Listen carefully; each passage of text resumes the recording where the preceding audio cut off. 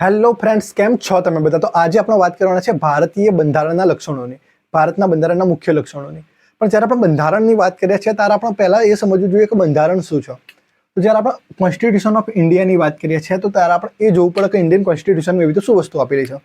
તો આપણે ઇન્ડિયન કોન્સ્ટિટ્યુશનની વાત કરીએ તો ઇન્ડિયન કોન્સ્ટિટ્યુશનમાં આપેલા છે રૂલ્સ, લોઝ, પાવર્સ, સ્ટેટમાં પાર્લામેન્ટ બી આવી ગઈ ને આપણા સ્ટેટ બી આવી ગયા, અને સિટીઝનના રાઇટની વાત કરી દઈએ, કાં તો સિટીઝનની ડ્યુટીની વાત કરી દઈએ, અથવા તો સ્ટેટના રાઇટ્સની વાત કરી દઈએ, સ્ટેટની ડ્યુટીઝની વાત કરી દઈએ, તો એ દરેક વસ્તુ આપણા ભારતના બંધારણમાં આપવામાં આવેલી છે. તો બંધારણ શું હોય છે એ સમજીએ તો બંધારણનો સીધો મતલબ એ હોય છે કે દેશ કઈ રીતે ચાલશે, દેશને કોણ ચલાવશે, દેશને કેવો વ્યક્તિ ચલાવશે, એ વ્યક્તિ જોડે શું ક્વોલિફિકેશન હશે, એ દરેક વસ્તુની તમામ માહિતી આપવામાં આવેલી હોય છે આપણા બંધારણમાં.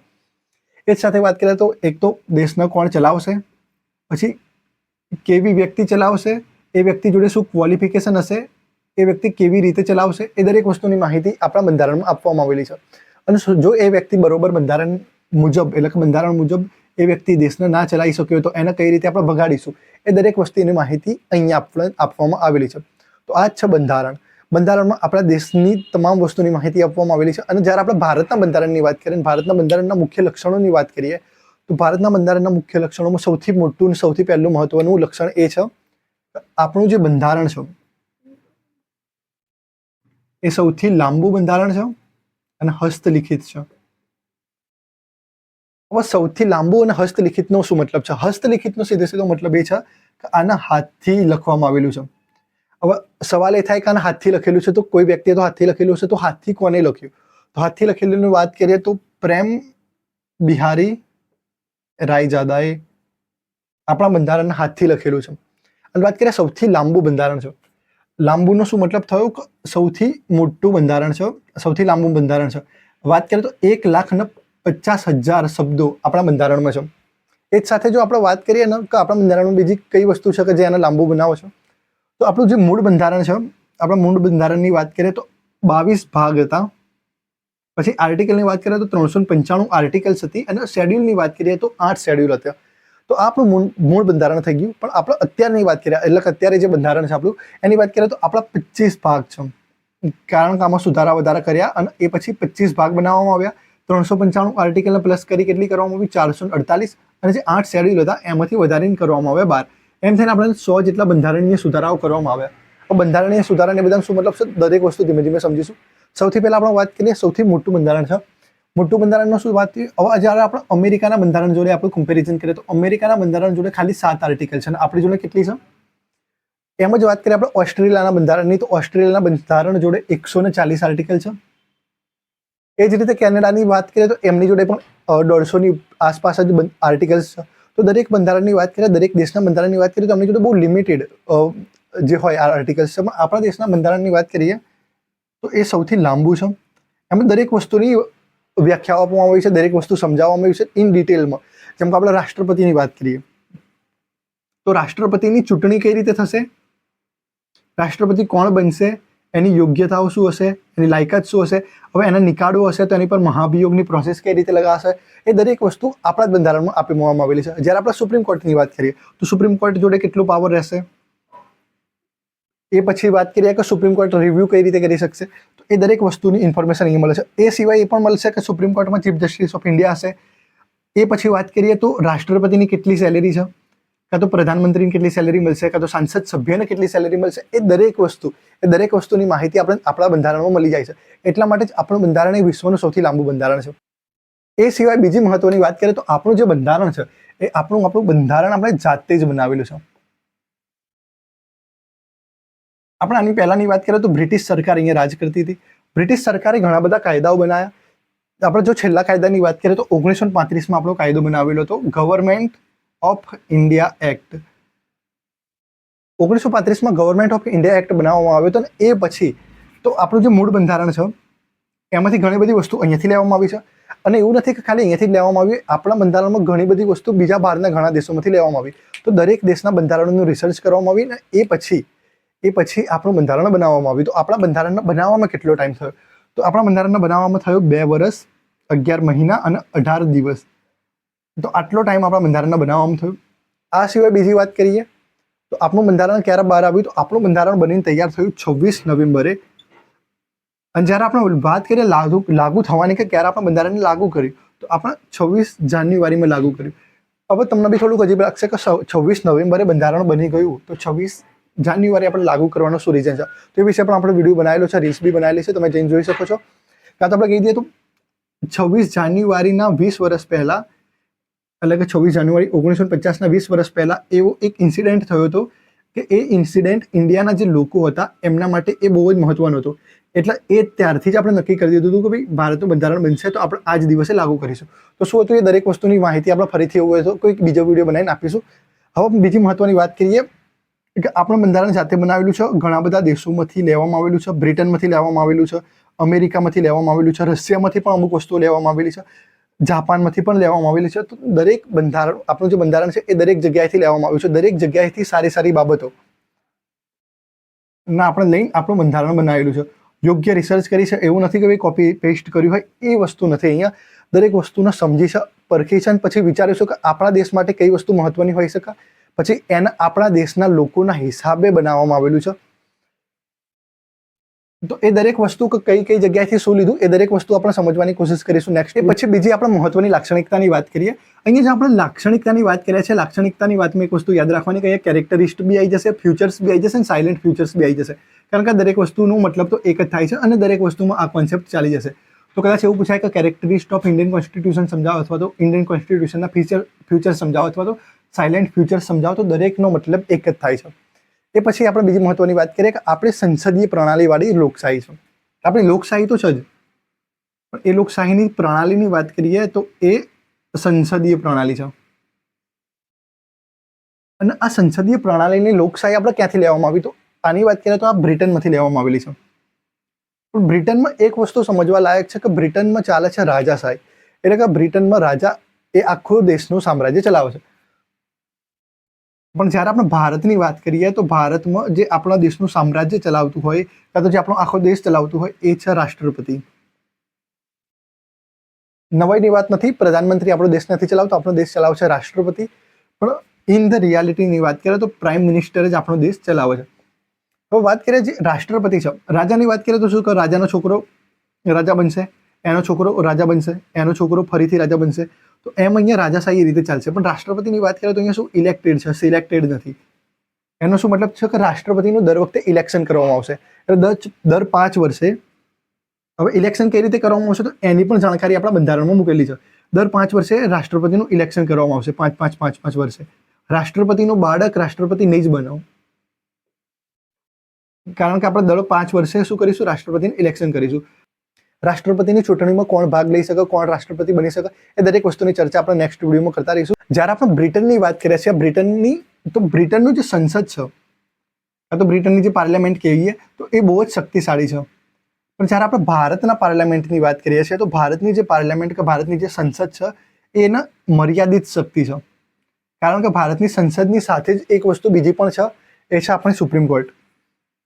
તો કોનો કેટલો પાવર છે, સંસદ મહત્વની છે કે સુપ્રીમ કોર્ટ, એ દરેક વસ્તુ સમજવી હોય તો આપણે નેક્સ્ટ વિડીયો એના પર પણ બનાવી દઈશું. એ પછી મહત્વની વાત કરીએ કે આપણું ત્રીજો લક્ષણ શું છે? તો આપણું ત્રીજો લક્ષણ છે ફંડામેન્ટલ રાઇટ્સ, એટલે કે મૂળભૂત અધિકારો. આપણે સવારે ઉઠ્યાથી લઈને અત્યાર સુધી તમે જે કંઈ પણ કર્યું ને, તમે વિચારજો દરેક વસ્તુ તમે તમારા રાઇટનો ઉપયોગ કરેલો હશે. એટલે કે તમે સવારે ઉઠ્યા, પછી ફોન મચડ્યો, પછી બહાર હરવા ફરવા ગયા, તો તમે બહાર હરવા ફરવા બી ગયા ને તો એ બી તમારો એક રાઇટ છે. તો એમ જ આપણા ફંડામેન્ટલ રાઇટ્સ પણ આપણા દેશમાં આપવામાં આવેલા છે.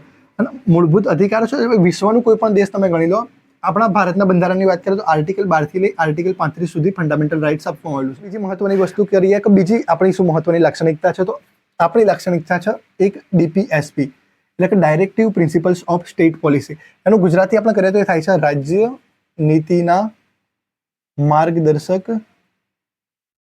સિદ્ધાંતો. હવે રાજ્ય નીતિના માર્ગદર્શક સિદ્ધાંતોથી આપણને ખબર પડી જાય કે જે રાજ્યની નીતિ છે એમાં માર્ગદર્શન આપવા માટે અમુક સિદ્ધાંતો આપવામાં આવેલા છે. હવે આપણે થોડુંક ફંડામેન્ટલ રાઇટ્સ અને DPSP સમજવાની કોશિશ કરીએ. તો આપણી 3 મહત્વની લાક્ષણિકતાઓ છે. એક તો છે ફંડામેન્ટલ રાઇટ્સ, એક છે DPSP, અને એક છે આપણું ડ્યુટીઝ, એટલે કે આપણી જે ફંડામેન્ટલ ડ્યુટીઝ હોય છે એ. હવે જ્યારે આપણે ફંડામેન્ટલ રાઇટની વાત કરીએ છીએ તો રાજ્યને આપણને આ રાઇટ આપવો જ પડશે, બરોબર ને? આપવું જ. પણ જ્યારે આપણે ડીપીએસપીની વાત કરીએ, ડીપીએસપીનો મતલબ થાય છે રાજ્ય નીતિના માર્ગદર્શક સિદ્ધાંતો, એટલે કે રાજ્યના આ એમની નીતિમાં આ માર્ગદર્શક સિદ્ધાંતોનો ઉપયોગ કરવો જોઈએ. આનો શું મતલબ છે કે કરવો જોઈએ, એટલે કે આ જરૂરી નથી કે કરે જ, કરી બી શકે, ના બી કરી શકે. તો કરી બી શકે, ના બી કરી શકે, તો એ માટે આપણે એનો ચેલેન્જ નથી કરી શકતા સુપ્રીમ કોર્ટમાં કાં તો હાઈકોર્ટમાં.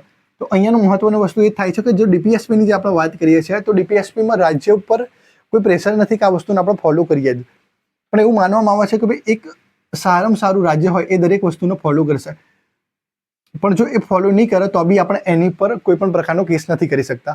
પણ આ પણ બંધારણનું એક મહત્વનું લાક્ષણિકતા છે. પછી વાત કરીએ ફંડામેન્ટલ ડ્યુટીની, તો જેમ રાજ્યનું અમુક કર્તવ્ય છે, ડીપીએસપીમાં રાજ્યના કર્તવ્યની વાત કરીએ છીએ, તો એમ ભારતના નાગરિકોના પણ અમુક કર્તવ્યની વાત કરેલી છે. તો એને જ કહેવાય છે ફંડામેન્ટલ ડ્યુટીઝ. ફંડામેન્ટલ ડ્યુટીઝની વાત કરીએ તો એ જ રીતે કે ભારતના નાગરિકોના આ ફંડામેન્ટલ ડ્યુટીઝ નિભાવવી જોઈએ કે કરવી જોઈએ. તો એનો મતલબ શું થયો કે એ કરશે તો બી ચાલશે, નહીં કરે તો બી ચાલશે. તો એ રીતે જેમ રાજ્યોનું છે એ જ રીતે આપણા ભારતના નાગરિકોનું પણ છે. એ પછી બીજા મહત્વના લાક્ષણિકતાની વાત કરીએ તો એ છે એકલ નાગરિકતા. આનો શું મતલબ થયો કે તમે ખાલી એક જ નાગરિક રહી શકો છો, એટલે કે તમે ખાલી ભારતના નાગરિક છો, તમે તમારા રાજ્યના નાગરિક નથી. માની લો કે તમે ગુજરાતમાં રહો છો, તો શું થયું કે તમે ભારતના જ નાગરિક છો, તમે ગુજરાતના નાગરિક નથી. કારણ કે તમારી જોડે પાસપોર્ટ આવશે ને એ ભારતનો જ આવશે, પાસપોર્ટ તમારો ગુજરાતનો ક્યારેય નહીં આવે. એ જ રીતે કોઈ વ્યક્તિ એમ નહીં કહી શકે કે હું રાજસ્થાનનો નાગરિક છું, હું મધ્યપ્રદેશનો નાગરિક છું. તમે એમ કહી શકો તો તમે ગુજરાતના રહેવાસી છો, પણ એમ ના કહી શકો ગુજરાતના નાગરિક છો.